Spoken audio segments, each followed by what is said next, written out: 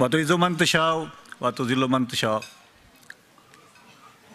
अगले मेहमान जिनको मैं यहाँ डाइस पे दावत दूंगा, मैं आप सबसे गुजारिश करूंगा कि जिसको अल्लाह ताला ने इतनी इज़्ज़त दी कि आज 16 करोड़ पाकिस्तानी दुनिया के किसी भी कोने में खड़े होके सीना तान के बुलंद आवाज़ से ये कह सकते हैं कि यूके में मेंबर पार्लियामेंट और minister for justice Shahid Malik हमारा है।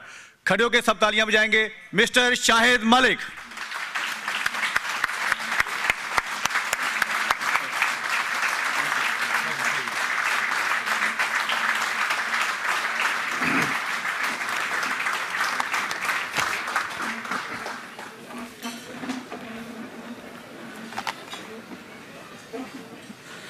Bismillahirrahmanirrahim. Bimbi gut buntarda tutem Catalan.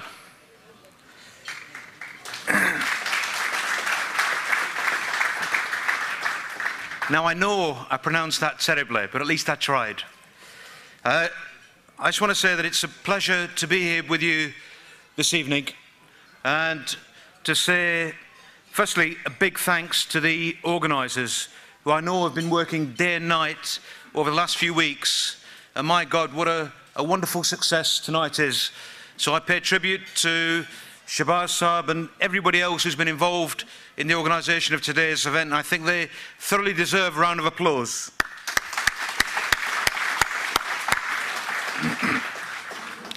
I know we have some very distinguished guests here, local guests.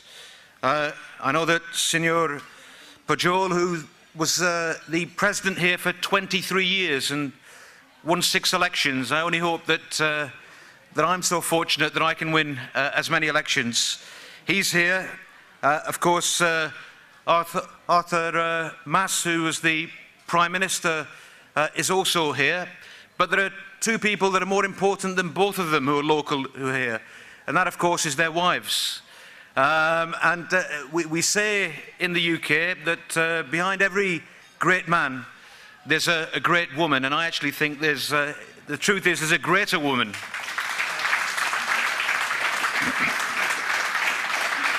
And of course I include in that my mother and my wife, who can't be with us here this evening. You know, I'm here before you as a bit of a minority, really. Because I'm British, I'm English, I'm a Burnley football fan, I'm a socialist, but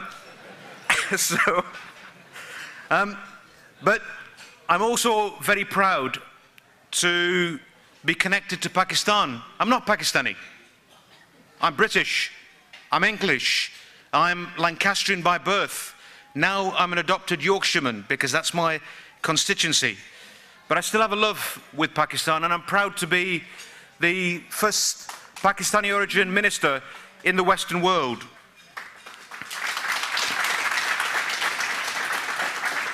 And I've got to say, that has only been possible. Obviously, I mean, Gordon Brown had something to do with it, but it was only possible because the constituents of Dewsbury voted for me, and over 82% of them are white non-Muslims. And that's a very, very powerful message for those of us that get involved in politics. My job as the Member of Parliament for Dewsbury and Mirfield is not to represent those of Pakistani origin, it's not to represent Muslims, but it's to represent everybody in my constituency without fear or without favour. And my role in government as a minister is to represent everybody in my country and not just a small group. And that undoubtedly is a challenge as we move forward.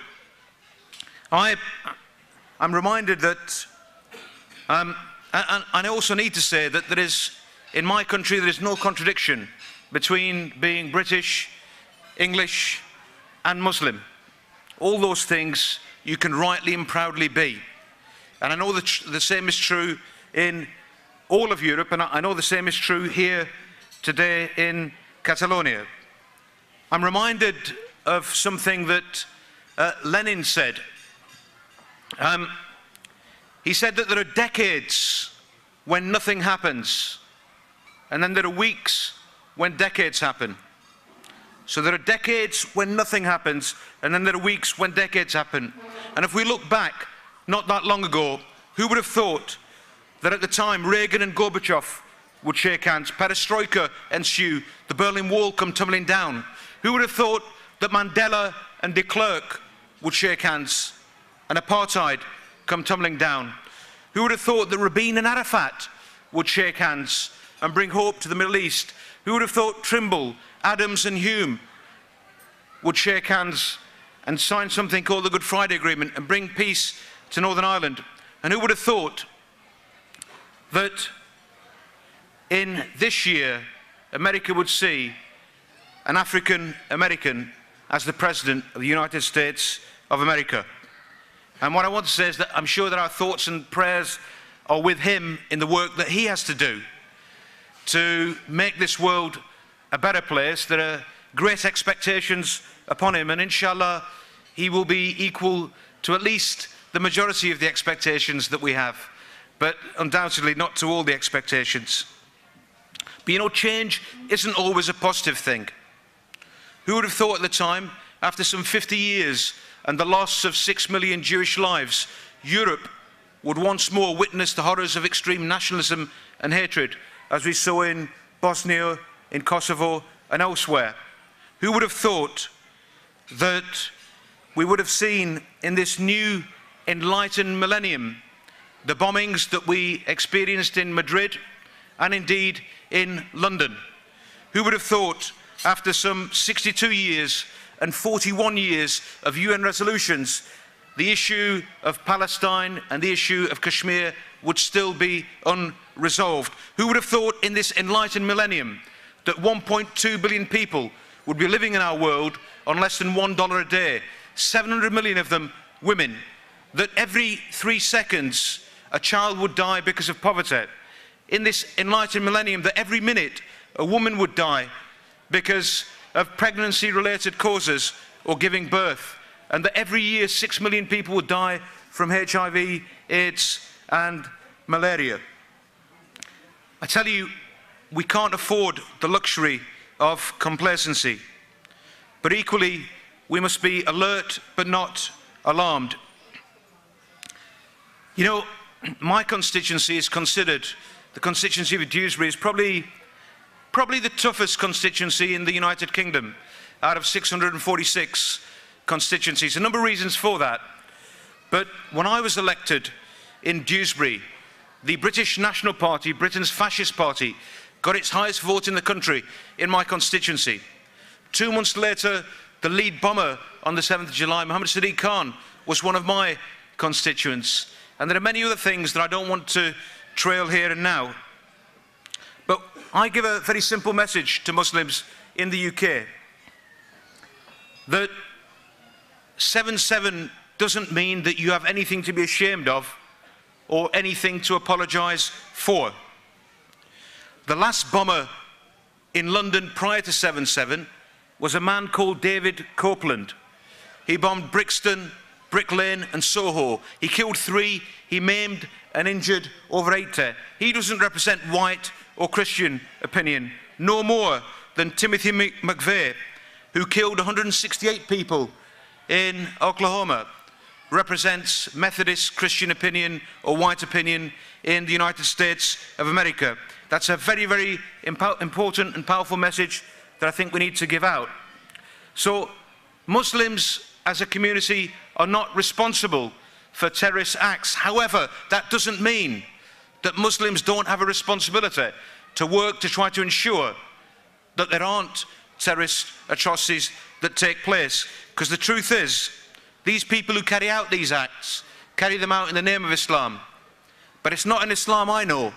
It's not an Islam you know. And we've got to go beyond condemning.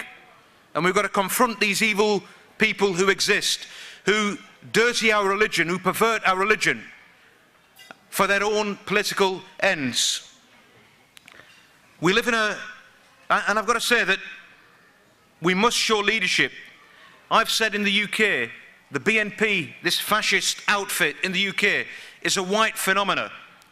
And ultimately, white people must take the leadership in partnership with others to defeat the BNP. In the same way, if there is extremism, if there is terrorism in the name of Islam, then Muslims must take the leadership role in eradicating this evil. We live, friends, in a very complex world. It's fast-moving, it's changing. We see migration, disease, climate change, the internet. We're more interdependent and interconnected than we've ever been before. There are many grievances, some of them real, some of them perceived, but all of them we must take seriously. And I'll just share with you a quick anecdote from the UK. I was once doing a radio interview, one of the phone-in interviews, so somebody was ringing in. Obviously, you can't control who rings in and what they say. But a chap rang in from a place called Oldham in Greater Manchester. And he said, it's a disgrace. He said, because the Scottish can celebrate their culture, the Welsh can celebrate their culture, the Irish can celebrate their culture. What about the English? Why can't we? And I said to him, brother, as a fellow Englishman, tell me what you want to celebrate, because I want to celebrate with you. And he said, but do you not agree that it's a disgrace that the Scottish can celebrate their culture, the Welsh can celebrate their culture, the Irish can celebrate their culture? What about the English? Why can't we? And I said, no, brother, I heard you the first time. All I'm asking is, what do you want to celebrate? Because I want to celebrate with you. And he said, so you don't think that it's a disgrace that the Scottish can celebrate their culture, the Welsh... The point is, he didn't have an answer. He was angry about something that he wanted to celebrate, and when I asked him, what do you want to celebrate? He didn't know. And there are many people in our society, they're angry about something. You ask them to articulate it, to define it, they can't. But they're angry about something. And that leaves a kind of psychological vacuum. And if we don't fill it with the values that are in this room here today, then there are more sinister people out there who fill it as we speak. And I just want to say, on this war on terror, that, you know, where we are today, the war on terror, as the Foreign Secretary David Miliband said recently, isn't something that's necessarily helpful. In fact, it's something that's been extremely damaging. Ultimately, I've said since 2002 that the war on terror is doomed to failure unless you have a parallel war on the causes of terror. And that is injustice, it is poverty, it is a lack of education, and it is a perversion of religion.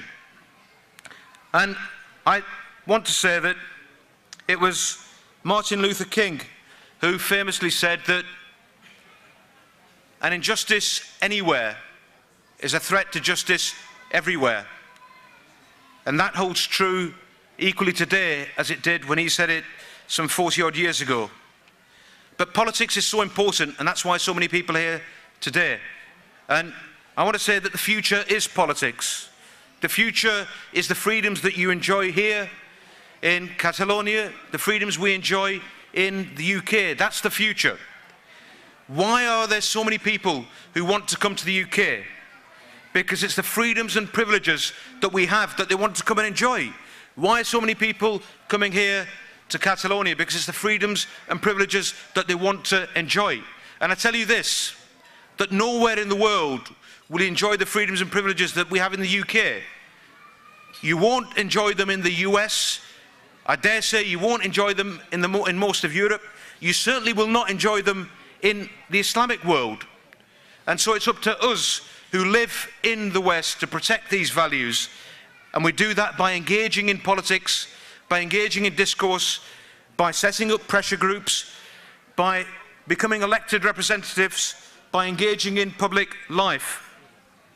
And I'll give you some warnings, because there's an old Chinese proverb that a fool learns from his own mistakes and a wise person learns from the mistakes of others. So I want to give you the opportunity to be wise and learn from some of our foolish mistakes. Rule number one, undoubtedly, is the only politics that are worth engaging in, as my dear friend Khalid said earlier, are the politics of the country that you're in, not the politics of the country that you came from, because you left that behind. We in the UK quite often, we brought the worst aspects of the politics of Pakistan to the UK, and we paid a big, big price for that.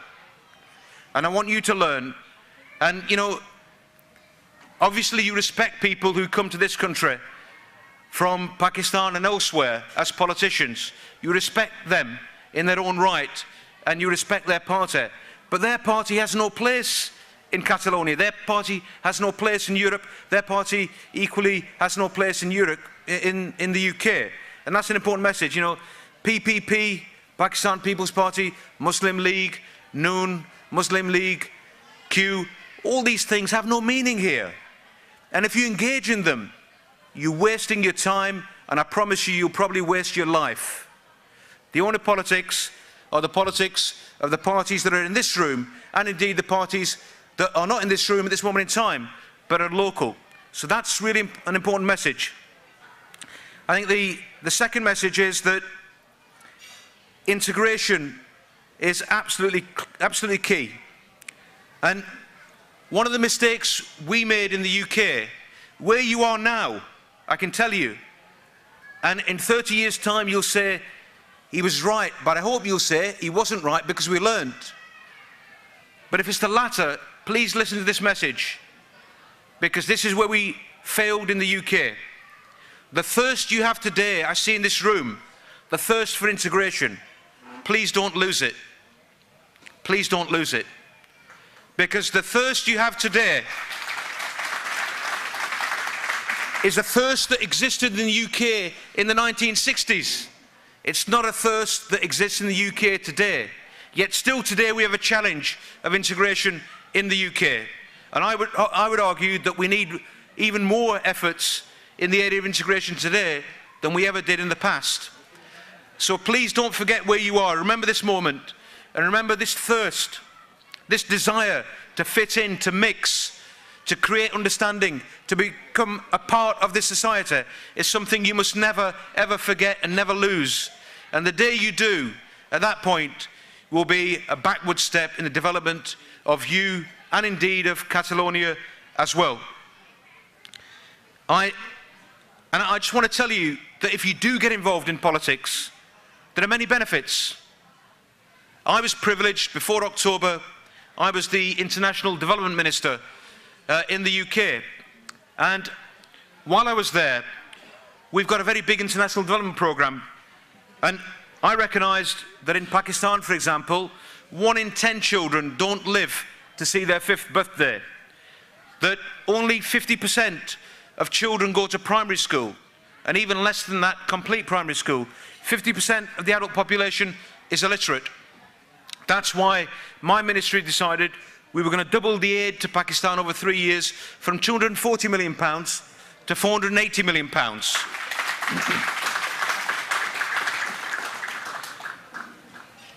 While I was there in the department as a minister, I was also pleased that we doubled the amount to the Palestinian Authority to £250 million.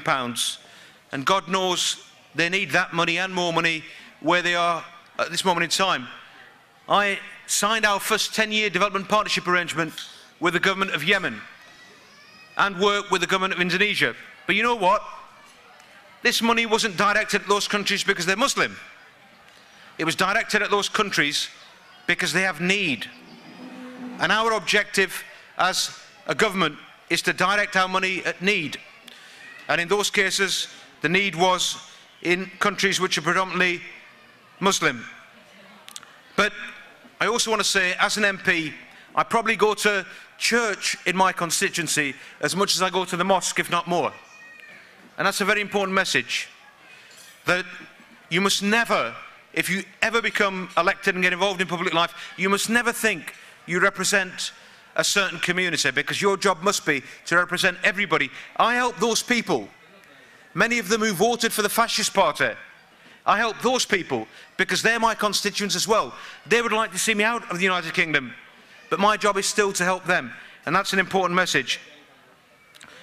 But to non-Muslims in Catalonia and indeed across the UK, Europe, my message is, please don't see all Muslims through the prism of terrorism.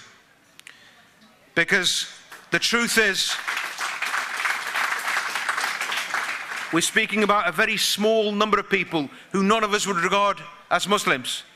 None of us for a second would declare that the people in the Basque region are terrorists because of ETA, or because the people of the north of Ireland are terrorists because of the work of the IRA, or because of the Unionists.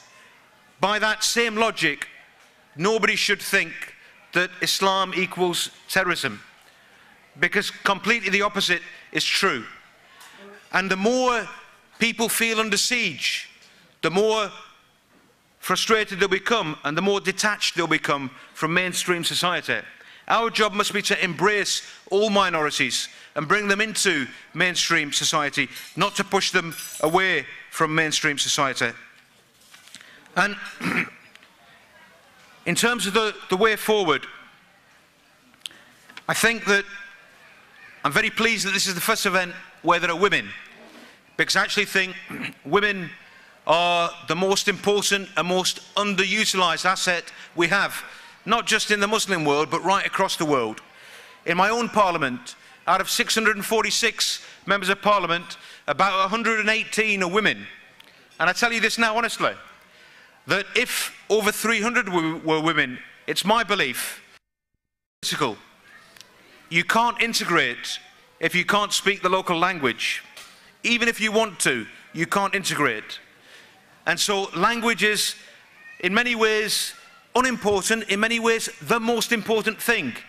In itself, it's important in a place like Catalonia, because here there's great pride attached to language. But that to one side, without language, you will never succeed. You will never achieve. Language, absolutely crucial. The thing that I've been saying throughout, in the UK, 3% of the population are Muslim. Do not think 3%. Your thought must be 100% if you want to succeed. It's my belief, despite all the difficulties, that in the UK we will see a Prime Minister who is Muslim. I reckon probably within 25 or 30 years' time. But you know what?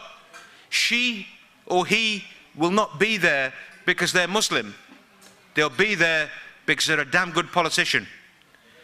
And I want to say that, you know, quite often in the UK, and again, lessons to learn, we focused a lot on diversity, and that's a good thing, but not at the expense of commonality. And that's crucial, that we can celebrate diversity, but we can also celebrate commonality as well. And it's my belief that the values we have in this room, though it's diverse, the majority of those values are the same. We need to acknowledge it, we need to celebrate it. I also want to speak about this word tolerance. In the UK, quite often we say that we have this great tradition of tolerance. My message is, and I'm not sure how it will work in translation, but my message is that put your tolerance in the bin. Because I do not want to be tolerated. People with disabilities don't want to be tolerated. Women in senior management do not want to be tolerated. We've got to move away from tolerance to a society which is about acceptance, which is much deeper and much more lasting. And I'm on the home straight. I've got 1 minute worth of English to go, but I want to do 3 minutes in Punjabi, despite the fact that my mother gave me a message, please don't speak in Punjabi, because my Punjabi isn't great. I was born in the UK, haven't had a chance to practice it too much. I could speak in Urdu for you, but if I did, my Urdu would be Punjabi anyway. So I might as well just try to speak in Punjabi and say, माफ कर दियो, मैं मतलब पंजाबी चे दो त्रै लफ्ज़ करन दा तो उन्होंने ऑलरेडी पता लग गया भी पंजाबी मेरी इतनी मतलब बेहतरीन नहीं, पर फिर भी कोशिश करने मैं तुहानू दस्सां मैं जिसले MP बनया ड्यूसबरी च ते मैं लंच टाइम भी कोई दोस्तां नू दस्सिया भाई ਉਹ ਮੈਂ ਬਲਕਿ ਉਸ ਤੋਂ ਪਹਿਲਾਂ ਇੱਕ ਹੋਰ ਕਹਾਣੀ ਜ਼ਰਾ ਦੱਸਣਾ ਵੀ 1997 ਚ ਇਹ ਮਰਹਲੇ ਨੇ ਪੰਜਾਬੀ ਚ ਕਰ ਲੈਣੇ ਆ 1997 च पहला साड़ा मुसलमान MP आ गया सी पार्लियामेंट च 2001 च 2 मुसलमान पार्लियामेंटेरियन हो गए ने 2005 च 4 मुसलमान पार्लियामेंटेरियन हो गए सन इंशाल्लाह 2010 च 8 हो बंदे इंशाल्लाह 2014 च 16 हो बंदे एदा मतलब है कोई 35 साल च सारी पार्लियामेंट ही मुसलमान होए दी पर ए मेरी मतलब ए मेरी ऑब्जेक्टिव नहीं असली गल है 4 है ने अज पर होने चाहिए ने 20 ए 4 ने होने चाहिए ने 20 क्यों कोई बंदे आखते हैं भी इस्लामोफोबिया रेसिज्म शायद होए जरूर होएगा पर मैं आना भी जरूर अद्धा कसूर साडा है असली गल करी अद्धा तो चोखा साडा है इस गले मैं हमेशा आना भी साडी कम्यूनिटी च कोई विजन है ही नहीं विजन तो बगैर साढ़े को डिविजन है विजन नहीं डिविजन हूँ मैं ड्यूसबरी की गल करना पाया पर जितने भी शहर है UK च इको ही कहानी है मैं बर्नले का सा मैं गया ड्यूसबरी किसी को मैं जानता नहीं सा उत्थे कोई तकरीबन कोई 12,000 मुसलमान वो बंदे जेरे मतलब वोटर्स ने पोटेंशली ते वो मैनू आखिर मलिक साहब दसो भी तुसी कित्थे दे हो आज़ाद कश्मीर पंजाब सिंध NWFP बलूचिस्तान कित्थे दे हो मैं आखा भाई मैं तो वैसे बर्नले का उत्थे पैदा होया पर थोड़ा मतलब वारद साहब ते अमी वो पंजाब ठीक ही ठीक मलिक साहब फिर तुसी दसो भाई तुसी शिया या सुन्नी अच्छा मलिक साहब तुसी जे सुन्नी ते तुसी फिर बरेलवी या वहाबी या हदीस के ओ मलिक साहब दसो भी तुसी केरी बरादरी नाल तलक रखदे हो मतलब जट राई गुजर राजा कश्मीरी केबला ओ मलिक साहब तुसी दसो भी पाकिस्तान च थोड़े जे रिश्तेदार है ने वो केरी पार्टी नाल तलक रखते हैं PPP मुस्लिम लीग तो मैं आना भी इस तो बाद रह के गया जे एक चीज़ के पिछे तुसी यूनाइट नहीं हो सकते ला इलाहा इल्लल्लाह मुहम्मद रसूलुल्लाह तो फिर तुसी क्या तरक्की करनी ठीक ते मैं तुहानू ना बहुत प्यार नाल मैं इस गल्ले सिर्फ बंदे जेह्ड़े प्यार करते हैं यह गल्लां कर सकदे तुहाडे नाल जिहदी तुहाडे नाल दुश्मनी है यह तुहानू नहीं दस्सेदा पर तुसी मेरी प्लीज़ गल सुनियो इस गल मैनू पता भी जरूर इत्थे भी ऐसी गल चलदी पई है ते चले दी किसी को पता नहीं लग्या मैनू वैसे पता साढ़े अंदर है एक जहर है साढ़े अंदर असी देखना भी यह बंदा कित्थे पहुँच गया जे नेक साड़ी सोच होंदी असी समझने असी साड़ा काम है आखन भाई असी भी किंज पहुंचिए और भी अगे जाए ऐसी सोचने नहीं असी सोचना इनू किंज थले ले आइए इनू किंज खत्म करिए मैं यदि तू बेहतर हाँ यह किंज उत्थे पहुंच गया मैं क्यों इत्थे हाँ ठीक है यह साढ़े च एक कैमकाजी जीन है ਇਹਦੇ ਨਾਲ ਅਸੀਂ ਤਰੱਕੀ ਬਿਲਕੁਲ ਕਦੇ ਨਹੀਂ ਕਰਨ ਦੇ ਨੈਵਰ ਇਹਨੂੰ ਦੂਰ ਕਰਨੀ ਹੈ ਤੇ ਜੇ ਕੋਈ ਬੰਦਾ ਅੱਛਾ ਕੰਮ ਕਰਦਾ ਪਿਆ ਤੁਸੀਂ ਉਸ ਬੰਦੇ ਨੂੰ ਸਪੋਰਟ ਕਰੋ ਇਹ ਸਿਰਫ ਮੁਸਲਮਾਨ ਨਹੀਂ ਜਿਹੜਾ ਵੀ ਮਜ਼ਹਬ ਹੈ ਉਹ ਬੰਦੇ ਨੂੰ ਸਪੋਰਟ ਕਰੋ ਇਹ ਵੀ ਮੈਂ ਗੱਲ ਤੁਹਾਨੂੰ ਦੱਸਣਾ ਇਹ ਸ਼ਾਇਦ ਤੁਹਾਨੂੰ ਭੁਲੇਖਾ ਹੋਏ ਇਸ ਲਈ ਕੋਈ ਬੰਦੇ ਦਾ ਇਹ ਸੋਚ ਹੁੰਦਾ ਹੈ ਠੀਕ ਹੈ ਮੁਸਲਮਾਨ ਵੋਟ ਦਿੰਦੇ ਨੇ ਮੁਸਲਮਾਨ ਕਦੇ ਨਹੀਂ ਮੈਂ ਪਹਿਲਾਂ ਦੇਖਣਾ ਵੀ ਇਨਸਾਨ ਅੱਛਾ ਹੈ काबिल आदमी फिर जे मुसलमान है जे अंडर रिप्रजेंटेशन है मुसलमानों का फिर मतलब बंदा उधर जाता है जितना नुकसान सानू होया है वो बंदियां कोलों जेरे अनपढ़ जायल ने ठीक है अनपढ़ जायल लोग जरा नुकसान साढ़े मुल्क च वो बंदियां कोलों होया ना तोबा तोबा इसके लिए बंदे अखा नूट करके वो कोई गल नहीं बरादरी का बंदा है दे दो कर दो ये करो वो करो नहीं ये जी सिफारिश का काम है no good अंग्रेजी च एक वर्ड है मेरिटोक्रेसी मैं firm believer in meritocracy ਇਹਦਾ मतलब है the most capable person must be the person you support not based on any other criteria. Je tusi sahi tarakki karni, fir rasta thoda hai. And just to come back and say that leaders, we're all leaders. The role of leaders is actually to, when we see something that is wrong, to say that it's wrong, to try to stop it. And there's a hadith, a way and saying of the Prophet in Islam, which says that if you see something wrong, then firstly you physically try to stop it. If you can't physically stop it, then verbally, orally, you try to say something that might stop it. And if you can't even do that, then inside you think it's a bad thing. But that is the lowest, that's the lowest form of iman, faith. And I'm sure there's nobody in this room that has the lowest form of faith and iman.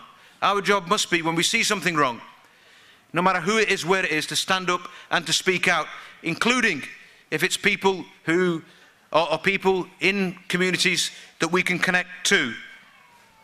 And it was Edmund Burke who said that for evil to prevail, all that's required is that good people do nothing. And I want to just finish off with something that the founder of Pakistan, Quaid-e-Azam Muhammad Ali Jinnah, is said to have experienced. Now, whether it's true or not is a different matter. A lot of mythology around some of this. But it's said, the end saying is true, but whether the whole story is factually correct, Ayaz Sahib will correct me. And actually, let me just acknowledge to Ayaz Sahib, who sat on my left there. He was 10 miles from my constituency for a number of years, a brilliant man, a wonderful human being, and I've no doubt that he'll give the service to you that he gave to us. And just also to acknowledge a couple of people, Khalid Mahmood from Norway, Member of Parliament. I mean, if you listen to what he said in 1983, I became a councillor. And in 2005, I became a Member of Parliament. Now, you don't have to be a good mathematician to know that that is approximately 22 years of service. The message he was giving is a message that everybody should listen to. Things don't happen overnight. You must give service, and eventually you get what you deserve. He has got what he deserved, and inshallah may deserve much more in the future as well. And also Mia Tariq Sahib, who has won almost as many elections as the former president who sat on his table, one less. But I just want to wind up with this saying, and the legend has it that all the world leaders are in a hotel in India, because at that time there is no Pakistan. It's pre-1947. And at about 2 o'clock in the morning, a waiter is coming in to start the early morning shift. And he looks on the 3rd floor of this hotel, and all the lights are out, and just one light is on. He goes into the hotel, and he says to the manager, I'm a bit worried, because all the lights are out, and one light is on. Will you go and check to see if everything's okay? So the manager goes to the 3rd floor, he knocks on the door, and to the door comes Quaid-e-Azam Muhammad Ali Jinnah, the founder of Pakistan. And the manager says, I apologize, sir. We didn't want to disturb you, but we were just a bit worried, because all the other world leaders, there's no lights on, they're all asleep. But your light was on, and we just wanted to know if everything was okay. And Quaid-e-Azam Muhammad Ali Jinnah responded by saying, they are asleep because their people are awake. I must be awake because my people are asleep. So the message is, those of Pakistani origin in Catalonia, I know you're waking up. Wake up faster, integrate. This is your home, inshallah. There's a very bright future. Take part in civic life, and the future will be bright. Muchas gracias.